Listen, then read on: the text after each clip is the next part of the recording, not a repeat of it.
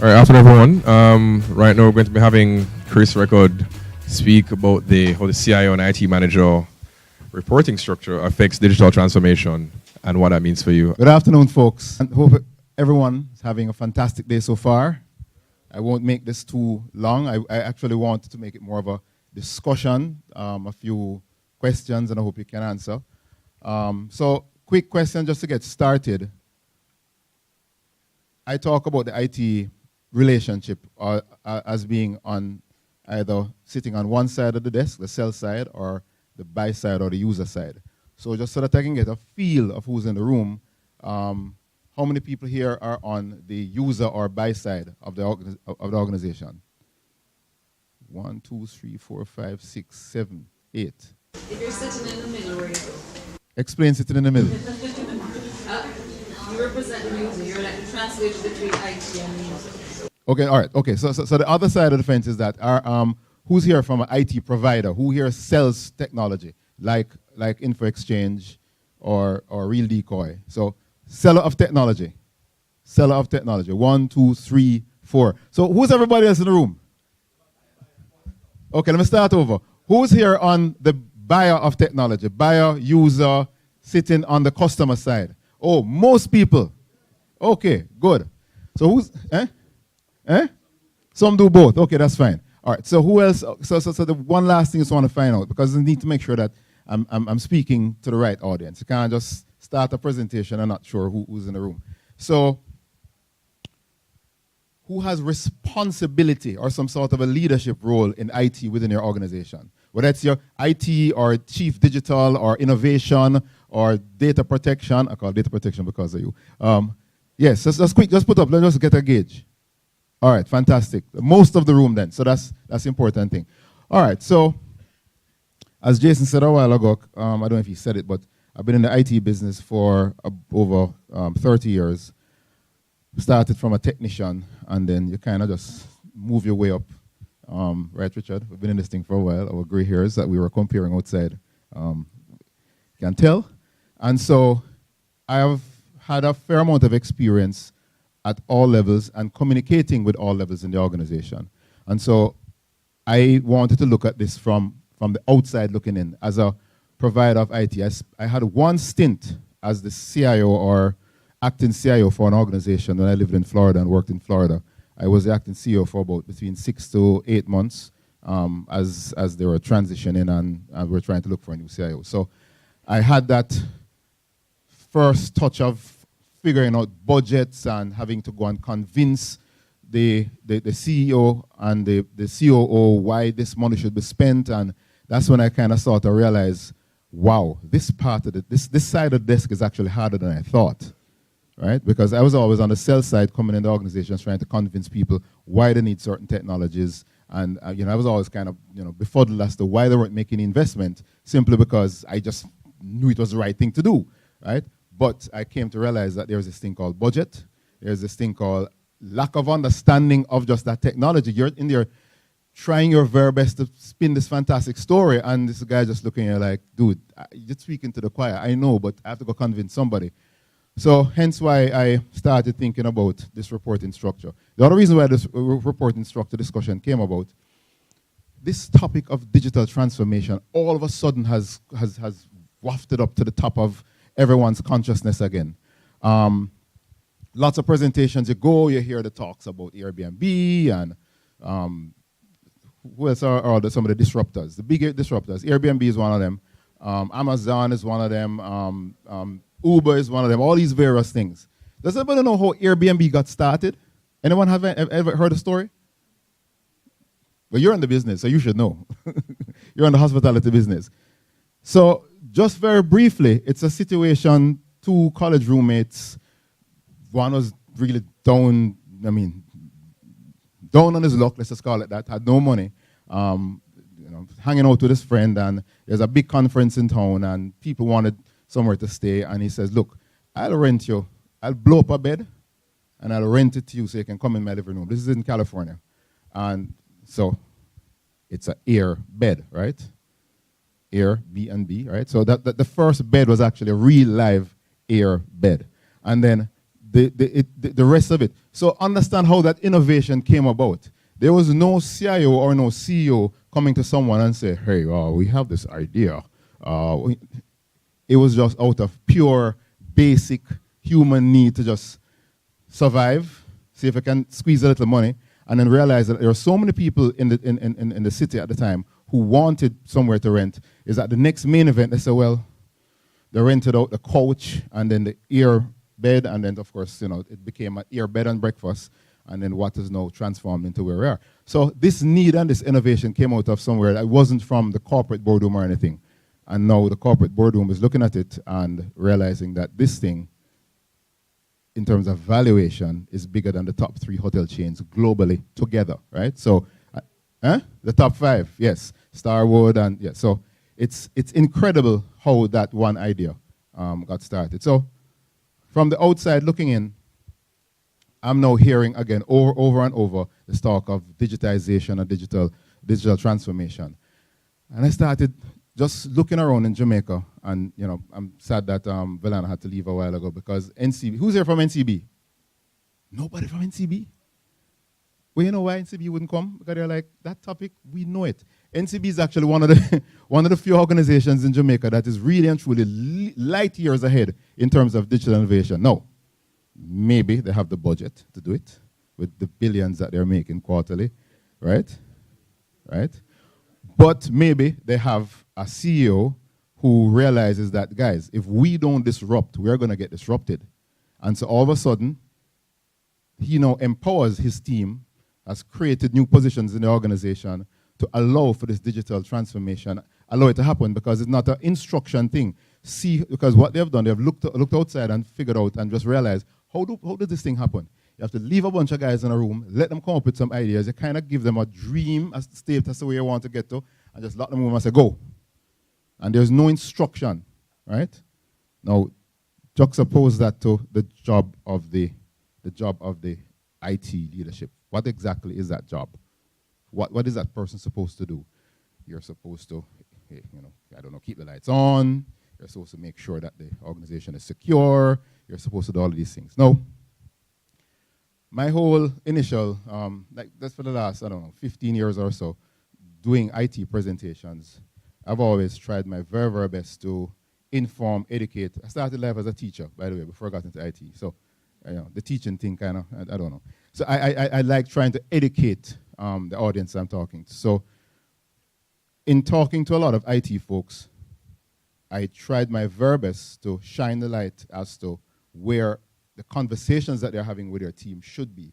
I tried to suggest to them, folks, do you have plans to actually move up in this organization or not? Or do you want to be just the IT guy, resetting passwords, jiggling cables to get stuff working, getting the printer working? Where do you want to be? And so over the past few years, I've tried to just make suggestions to lift up the level of IT. The mission of the Jamaica, we're at a JCS event, the mission of the JCS.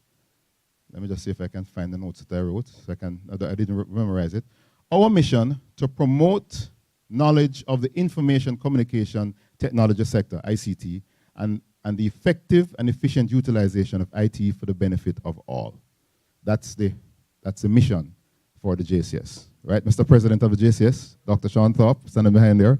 So what I try my very best to do when talking to IT professionals, that I'm always nudging them and motivating them to kind of say, dude, here are some ways that you can try to lift your level. I started as a technician. I now happen to be the CEO of an IT provider organization, right?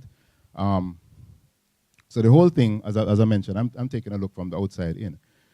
In my research, in thinking about the dilemma and all the various paradoxes, I realized that we are not alone.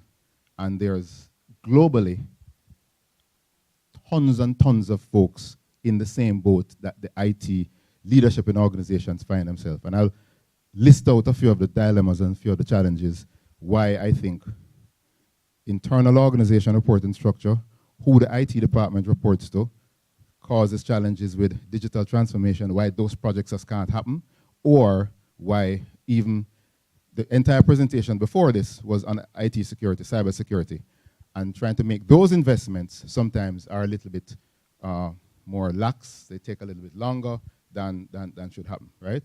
So this book was written about, I think it's around maybe 10 years ago, or maybe a little, yeah, around 10 years ago. I think it's 2008 it came out, by Martha Heller. She's also a writer for the magazine CIO Review, right?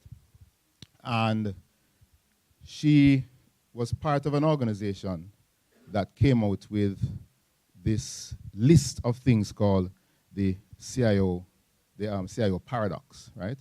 So she's part of this thing called the CIO Executive Council, which is a community comprised of 750 organizations, 1,400 CIOs. By the way, question. The CIO title, how many organizations here actually has a title that says CIO in there? 1, 2, 3, 4, 5, 6, 7. 7 people. The CIO title is very, very new. Globally, it's only about 20-something years old, 25 years old. In Jamaica, the last time we counted, we tTech counted, we have this thing called a CIO Forum. And the first time I had that meeting, we actually struggled to get 10 people in the room because we're literally calling around the place, trying to figure out who has the title of CIO. You're the ones that are invited here. And man, not a lot of people in Jamaica have the title CIO. There's a lot of IT managers out there, right? There's a lot of VPs of IT or COOs who are responsible for IT. But you realize that leadership at the ICT level is not foremost. And all of a sudden I said, guys, no wonder the innovation ain't happening, right? Simply because the IT leadership at that level is lacking. So interestingly, these guys, 1,400 CIOs and senior IT executives from across all industrial sizes, 1,800 geographies, they sat down and came up with, through months and months of meetings globally, and came up with this list of paradoxes. Okay, the resolution on our thing here is not too wonderful. So there are some that are, they've categorized them in the role, it's your stakeholders, your organization, your industry. I'm going to read, I'm going to select a few, right? So one of the first ones is the operation versus strategy paradox. I was asked recently to come into an organization to help them to interview for some IT managers. Initially, they started saying, Chris, we're going to hire a CIO. I'm like, ooh, fantastic. This is, it's a long time I haven't heard somebody hiring a CIO. And then when I went, I said, could you give me the job description? And I look at the job description and I'm like, dude, this is an IT manager, not even IT manager, it's like an IT technician. So the HR director was in the room, and the HR director was complaining, this printer keeps working, we hope this guy can. I'm like, so you say you want the strategic role, right? But is a fix-it man you really want? And no wonder time has passed, and I take a look at the strategic direction of that organization. I realize that it's going nowhere. It's not going direction that we had promised to them that if they made this decision and gone in another direction, it would have happened. So I spoke to the owner of the company, and I said, who's this person going to report to? Guess who most IT departments report to? Finance. Finance. Most report to finance. And that leads me into the next dilemma, right? The cost versus innovation paradox. The CIO is a steward of cost containment because he reports to the finance guy. And finance just knows one thing, lower cost, right? But then in some presentation, somehow, there's another book I just finished reading where they're talking about the interview process is a big lie because you're promising this nirvana that you're coming into, and the guy or the gal on the outside being interviewed is saying all these wonderful things that they can do. Everybody is stretching things a little bit because the company wants to look amazing, and the person being interviewed, the interviewee, wants to be the chosen one. So everyone is stretching their abilities a bit, and it's a delicate dance, If you could actually just digitize it Somebody should do that one day. It's a delicate dance. And then you go in the door and then you wonder, like, what the hell happened? Right? Oh, it was a demo, or something. So this is the other dilemma, the cost versus innovation paradox, so because you happen to be the IT person, your boss goes away on a conference somewhere and comes back with some amazing ideas because they're now showing all of this stuff that they can see somewhere. And he's like, who do you call? The IT guy, Richard, come into my office. They demo these things, man. Tell me something. Okay, I get this thing working. And you standing up there looking like, dude, the infrastructure that we have around there, the thing that I've been band-aiding for the last 15 years, because every year I submit for the budget, it doesn't happen, right?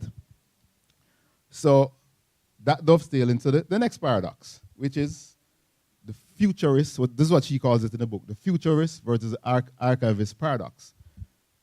So I don't know who any of you who recently joined an organization to take over their IT leadership, and you've inherited. You've gone in there and you've looked at this thing. You're like, holy crap! I mean, but the reality is, the organization just grows. In the book, she refers to it as the iceberg. The iceberg is just building, just very slowly. It's just getting out there, and all we see is a little tippy top. But when you're going there, what's supporting all of this is stuff that you're like, dude, why can't, this is running on Windows 95. No, you can't touch that. Can't touch that. Because that is working, that is operating this, and it's operating that, and if this shut down, then poof, then all of a sudden you're like, all right, so you inherit this thing, but you said, we need to innovate. We need to develop these new things for mobile. And you're like, that can't work on mobile, right? So one of the stories that are told through the paradox is you have a situation where globally, it doesn't happen here because of our culture, but globally, we have a revolving door CIO situation globally, right? And when I see some of the numbers, that's why I don't put up some of those numbers here because they don't mean nothing to Jamaica. I'm tired of going to all these presentations and showing all these fancy slides, and I'm like, that not nothing to do with Jamaica or the Caribbean. But what happens is that, you remember that delicate dance, that lie we spoke about, when the company is courting, and then the person says they can do everything, and when they come in and they look at this iceberg that's there, they say, okay. They go back to the business, they've done assessment, they've been there for 3 months now, they've gotten the list of all the problems that are there, and they go back to business with what? A bill, a list of, say, dude, in order for us to get all that nirvana that you want to get, here's what. You know the thing. Right? You're training them right, Jeff, right? The technical debt, right? There's a technical debt in the business because you're reporting into the CFO who's looking on costs, and you ask for budget, you don't get the budget, you Band-Aid, and you catch up, and you stuck your toe there, so then you stuck your finger there, so, and then all of a sudden you're bent out of shape because you can't catch up this thing anymore, right? But you're the new guy coming, you see all of that, you write this list and hand over to the executives. Executives are like, oh, Jesus Christ, get this guy out of here. We need somebody who can fix this. And that's one of the things that happen with a lot of large organizations. If you do the research, CIOs only stay for maybe about a year and a half, 2 years. That's on average, because you have some that stay a lot more and some that stay shorter. So interestingly, in that same book, it said some people get it right. And one of the things is that if any of you are going for an interview or you're being groomed to take over this IT leadership position, you need to nip it in the bud in the interview. Right? So first thing you need to just say, all right, who am I reporting to? And I say, if you start hear the cost containment conversation too much, put up your hand and say, hold on there. You mentioned innovation, and you're talking about cost containment. You realize that both of them work in the same sentence, right? Right? Now, there are delicate ways to do it, some people get creative. But one suggestion is that you have to nip this in the bud in the interview process. You need to demand to sit at the table. Right? In other words, you're reporting to the CEO of the company if you're going to come in there to make any changes. Because if you're going to try and make changes through any other, it's not going to happen as quickly unless you have an amazing boss who listens to you and you can communicate with, right? So this is one of the dilemmas. The last of there's about 12 of them. I've only picked out 4 here. The last of them dovetails from what I just mentioned a while ago, that seat at the table, is that IT can make or break a company, but ITs rarely serve on corporate boards. I did a quick back of the napkin survey, called around a bunch of friends, and I don't know no CIO sitting on a government board in Jamaica. I mean, just recently, due to pressure from PSOG and all organizations, corporate governance training has been, you know, it's increasing, and all of a sudden now people are, I mean, I've gotten 3 phone calls in the last 2 months. Chris, boy, I need for you to come sit on this board. You know, you know something about IT. And I'm like, okay. Can't help you right now, sorry. You know, I'm stretched. But they get by the calls and say, can you recommend someone? We need somebody executive level who can translate. Somebody must be able to translate, because as my chairman says to me, when he sat on the board at, he was actually one of the few that actually sat on the board, but just for a short while, right? And you know, because he used to work at that organization. The instant you start to talk technical, he says, Chris, their eyes glaze over. Everyone start looking on them phone, start shuffling papers, because they don't understand it. Or the language that you are speaking. So it's whose fault? Is your fault because you're not educating them? Or you can't blame them. These are the, you know, the average age. I haven't done the research here, but it's something I should do. I don't know, Gillian, if I have time, maybe we can ask Samantha to do it. Put together, because something I did years ago. Took the stock exchange annual report, listed out all the companies that were there, listed out all the board of directors, to just get the idea. Because you can get, you know, can get people's ages. I realize average board age is between 60 and 70. Few of those people are tech savvy, very few of them. And the big decisions go up to the board, right? So we have a challenge there. When they talk about IT can make or break, one of the things that is the breaking part was discussed earlier in that last presentation. We're good. Not going to run out of time. We're going to finish quickly. So the question, talking about IT can make or break the organization, what's on everybody's agenda now, luckily, because of media, right? Not because of the prowess of any IT guy in the organization. It's just general. It's CNN, it's Fox, it's all the various news networks out there, putting in our living rooms and in our eyeballs all the massive the breaches, security breaches and attacks, and you know, the target and all the various things that are happening. So all of a sudden people are now looking up and taking notice. And spoken to a few CEOs over the last week, asking them, you know, what worries them the most. And that's so this is now a discussion about this cybersecurity thing. But here's one of the challenges. Most of them don't have the confidence that internal team can handle it. They say, you know, I don't know if my guy understand this thing, you know, or gal, you know, let me not be too sexist. You know, again, get cussing. There's only man in certain anyway. I have a team at my office that keeps me honest, right? And we have to realize that this IT security thing and the cyber crime and the cyber security issues, they are not going away. They are getting worse and worse and worse every single day. So the whole idea is, whose responsibility is it? Most organizations, you go in, it's the IT guy. Now, the large organizations, the corporates that are out there, most of them have figured it out. They do have someone responsible for cybersecurity, but most organizations don't. Majority of organizations in Jamaica don't. It falls under the IT guy. Who, oh guys, don't get vexed with me or nothing, but sadly, most IT people don't understand IT security. Antivirus is not IT security, right? Right? Thank you. Antivirus is not IT security. It gets complicated, especially with the types of attacks. You know, the speaker earlier explained a lot of the technicalities, not going to get in a lot of the technicalities, but is cybersecurity an IT problem or a business problem? So that's one thing. IT leadership within the organization. Where's my other slide that's supposed to talk about IT leadership?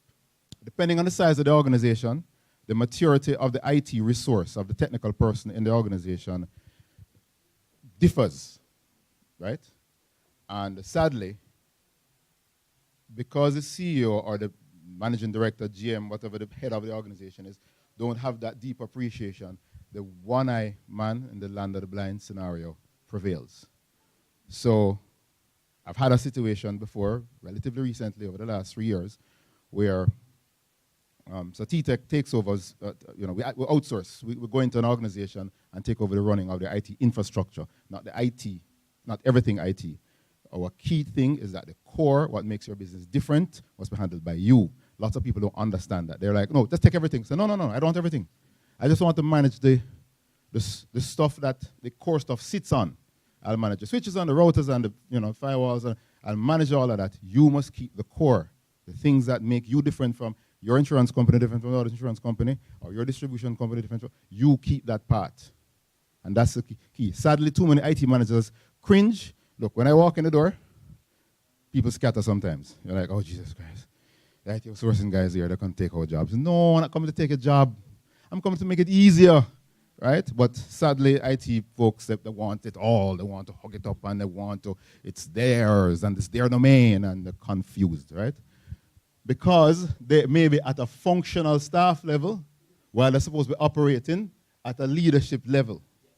They should be operating at this level, but they're still here, right? I'm very happy and blessed that I started here. I used to crawl on the desk and plug in cables. I used to crimp ends, right, David? We're there. We're crimping ArcNet ends and thick Ethernet versus thin Ethernet and coaxial and thick, Oh, token ring. Oh, I was a token ring god, man. I was certified novel netwear engineer. Come on, right? StarNet, right? One lightning strike, network gone down, right? The people understand that nowadays. But so I started here and crawl until I went to a conference one day, and you start to learn, dude, you need to be up here. Now, of course, to jump, and this is my cry and my call, and I said, guys, you need to start to sit at the table. So the whole innovation argument, cybersecurity argument, is that, and at the end of the, like 5 or 6 recommendations, is that you need to start to understand the business. Now, I'm not telling you to become an expert. You're not going to run the different divisions. But you need to start having an understanding. And one of the key recommendations that the CIO Council, Global CIO Council, talk about is that go and talk to some of the business's customers. Right? You have a conversation with some of the customers and just kind of get the idea, how are they interfacing with this business? How they get info from you, they go to the website, all the various things how they contact you. How do they do it? What's your experience? Now, trust me, I mean, for us at tTech, we're doing a lot of soul searching and introspection to lift our service to the next level too. And I nudge my customers who are now, my friends and colleagues, and I said, dude, you need to lift your conversation, elevate your game, start to come with some suggestions, start to have some meaningful discussions around an idea that you have that you can probably either A, lower general cost, or this investment will enhance the user experience, because this whole talk, again, as I talk about digital transformation, about customer centricity, right? Everybody's talking about, we have to start thinking about the customer, right? So this is all, you learn all of this as you move up the scale from just being the technician to you have you're in charge. I said boring, boss? Eh? Anybody heard of Jan a while ago? He's been here for a very long time, so just see with him, right? I never saw him drinking in the coffee earlier either. So you have to start crawling up the crawling up the ladder. With respect to cybersecurity, as it connects to leadership and who the IT department reports to, the key areas, this is a 2018 research survey that not this organization, the Fortinet, I think Fortinet, Webroot, a lot of the big cybersecurity organizations help to fund this research to figure out what are the big barriers to effective cybersecurity defense, cyber defense within the organizations. The top 3, lack of skilled personnel. I think we all know that. If anybody else is trying to hire a cybersecurity, ooh, my own phone, mercy. Turn it off, please. Okay, why isn't that locking off? Sorry, guys. I thought I turned this off. Jason, help me. Yeah? Let's lock it off. Yes. Apologies. Yeah. So, but the key thing though is the people part. Key thing. People are the actual weakest link. So you as the IT person need to have a fantastic relationship with the HR manager, and then diplomatically start to bring that. It can't be a situation when you're going to go to the CEO or you're going to go to the CFO and just instruct them, say, look, we have to do this. You have to start to become a storyteller and just try to explain to them what's happening. Use examples in the industry, find examples in your own industry as things that have happened before. But these are the top 3 areas. Too much data to analyze. Also, so when you're reporting to the CFO, this is a key reason, lack of budget. They just don't have the budget to do all these fancy things that Fortinet was telling us about. Right? Because it sounds amazing, but who's gonna really convince? So IT cybersecurity is one of tTech's offerings, and I mean, we've been out here beating the cybersecurity bandwagon along with a number of other folks. I saw a few people walking a while ago that I know involved in it, and when you get the phone call, is when something happens, when there's a breach, right? One of the biggest challenges is that everyone believes, not happening to me, I have nothing to steal, I am small, we have nothing here to steal. And which is what was explained earlier in the presentation. You have your data, and your data is important to you. So the guys have figured out a way to say, okay, I don't really want to thief your data. I want to steal your access to your data, so I'm going to just encrypt it, and you have to call me to get the encryption key, which is a crapshoot if you actually get it or not. And there are people in Jamaica that have paid. We know, right? There are people in Jamaica that have paid. And of course, the other thing that happens is the phishing attacks. And the phishing attacks are very, very real. They happen. It is ridiculous the amount of times that we get pulled into an organization. Boy, we're not sure what happened, you know. But obviously, I will not call in the names of any companies, but we have wired 20,000 US, we have wired 30,000 US, because of the skillfulness of how these guys are doing it, right?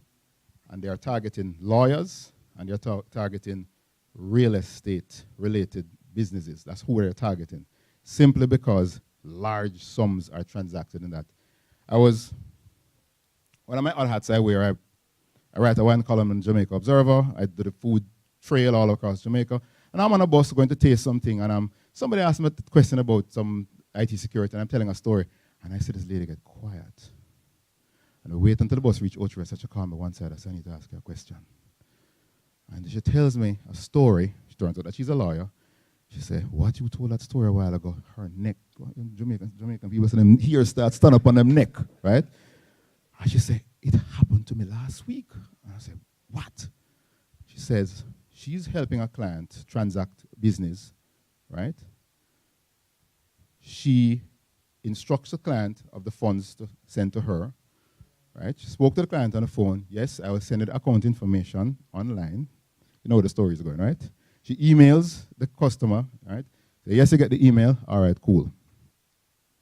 1 week later, call her. What happened to the money I wait on it? Send the money from last week. No. I sent it to the new account that you told me to. New account? No. There's no new account. The email that I sent you said, no, man. About an hour after you send me the thing, you send me a message to say that. So let me say, see it here, you forward it to her. And you look, you're like, almost everything in the email is identical, with one or two small things that the unaware person didn't realize, and the money is gone. Of course, who going to sue who? She carried a laptop down to police. Police are working on their capabilities. They're building it, right? Right? They're building it. They're building the capabilities, right? They're trying, right? I have to be careful of look around the room to make sure that there are no folks in here that, because last week we partnered with cyber incident response unit. As I said, they are working on their capabilities, you know. So folks, this IT security thing is massively important. The numbers speak for themselves. The people part is the critical part.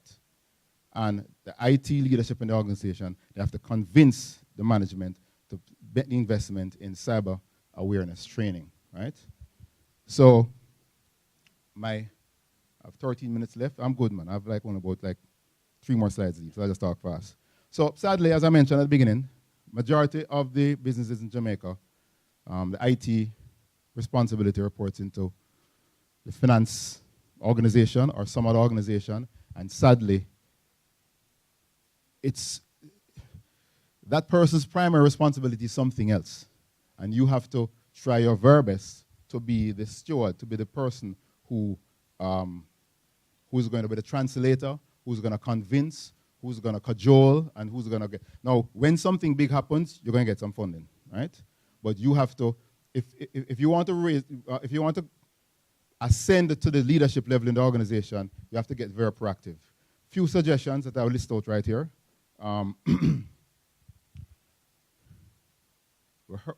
All of us, I think, have gone into some supervisor training or the other, and we hear the importance of communication.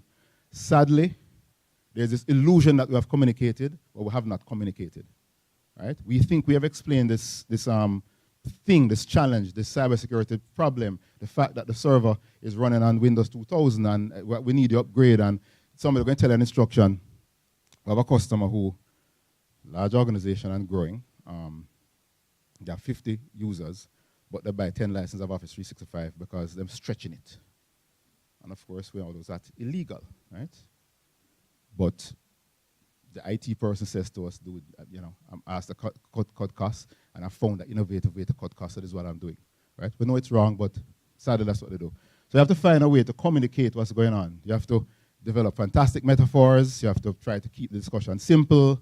And the whole idea about selling the foundations, you have to kind of explain to them, find some way that's connected to their business, explain to them that all of this, I don't want to call it baggage, but let's just call it baggage. The baggage that has come up because we have not innovated and changed and upgraded throughout the years happened.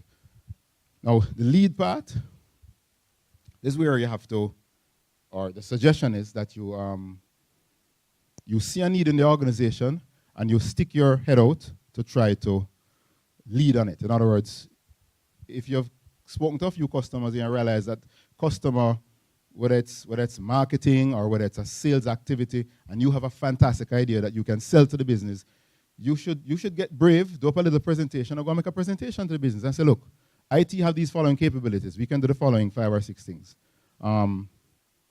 And help to save the business. In other words, you're quietly raising your game and raising your profile within the organization for them to realize that IT is to be seen as a support and as an enabler and as a strategic partnership with the business instead of a cost component of the business, where sadly most people are.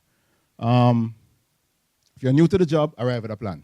So if anyone here within the next year or two is going to just make sure that wherever you're going for interview, you do some research online as to what they're doing. If they're a public company, look at their annual report.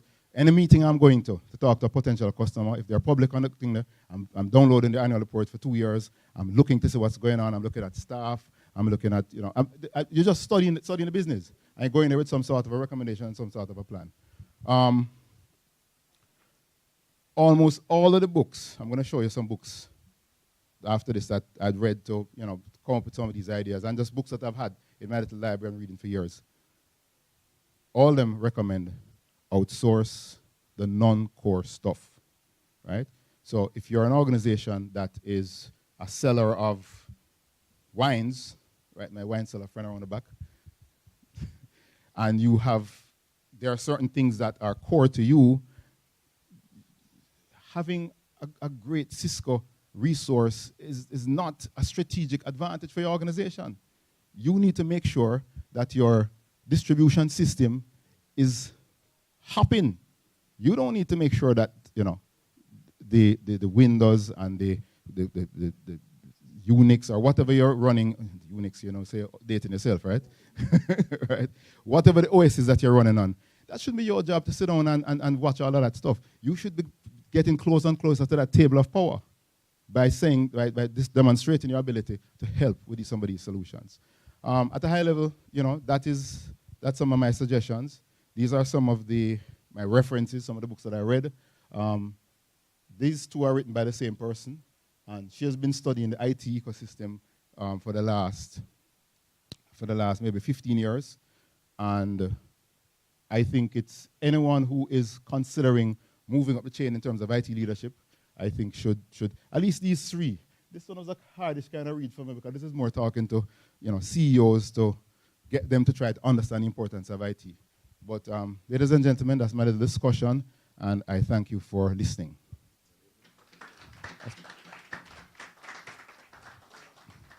Any questions or suggestions or comments?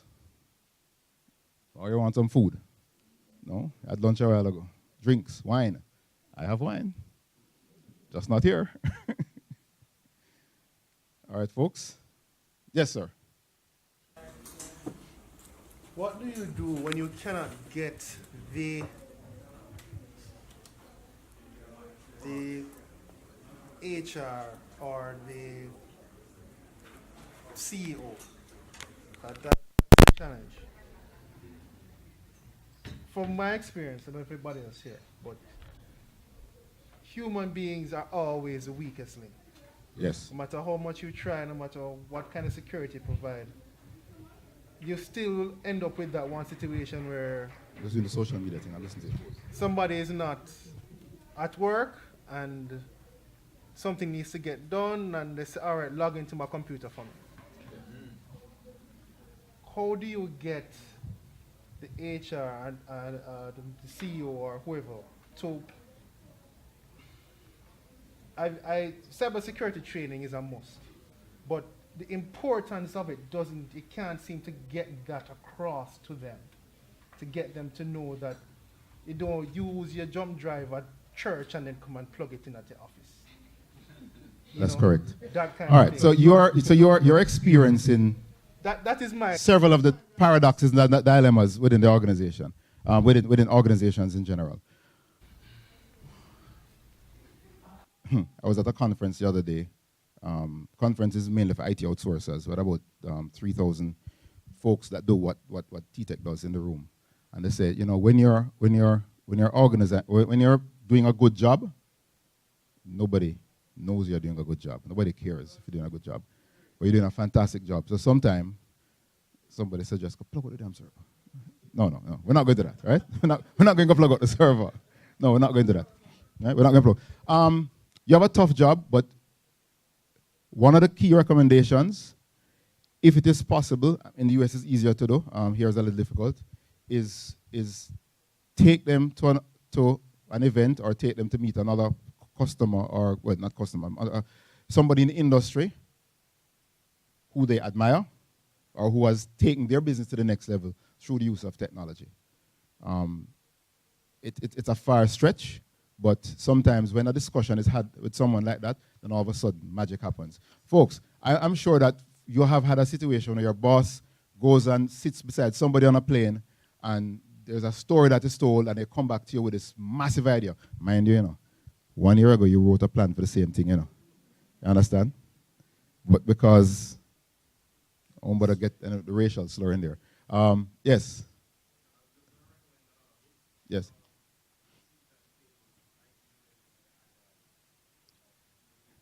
I had that on my list, but because the word agile was in there, I didn't want to start scaring the development people that we're going to get into. But yes, so that's another good book too. But all that's happening right now, I think Amazon was one of the first that promoted this whole iterative development and taking things to the next level as they were growing so massively fast and had to find ways to change. Now, that type of discussion is way far from your discussion. You're at that slide that I had. You're at that way down at the beginning level, right? You're way down here. You're way down here. You sound like you're here still. Yes. policies and security awareness training. I was about to say security awareness training, but he can't convince him that it's important. But when you have a policy that said jump drive shouldn't be, plugged into your thing. That don't matter. Yes, a suggestion over here or a question. Another question, all right, another question. You and I talk outside. I have some ideas, right? I have some ideas. Yes, go ahead. Why is it do you believe managers feel not want or reluctant to want to separate the functionalities of cybersecurity and IT? Because they don't understand it. It's just that simple. Anyway, folks, I'm getting the signal, like I got it like 10 times, but I was just ignoring them and just asking questions. They don't understand it, and someone has to explain, which is why one of the recommendations that we have to learn to become storytellers and be able to explain. I think they're actually going to open the room right now because the last panel is ready, but they don't understand it, and we have to find a proper way to tell them the story, right? Which is why at an organization like a JCS, we put on these things, and I hope Sean, or Dr. Thorpe, and Dr. Mansing were taking notes, because maybe we need to put on events, to bring in these business leaders as to explaining this whole thing to them, explaining the core, explaining the foundation, what is there, and shining a light on this thing. So it's probably a workshop that needs to come out of this. So, and yes, it's a management thing, but we have to find a way to get them to come out, because the instant you have the word, let's start opening the thing, the instant you have the word IT, they send the IT guy, right? The amount of times that we're trying to have, I mean, look, I think 30 years now, trying this thing a long time, right? I can get anybody to come drink wine, right? That's easy, right? Getting managers or business leaders to come to an IT event, CEOs, is not happening. Guys, I've gotten the chop. I've gotten the hook. Let's go. Thank you very much.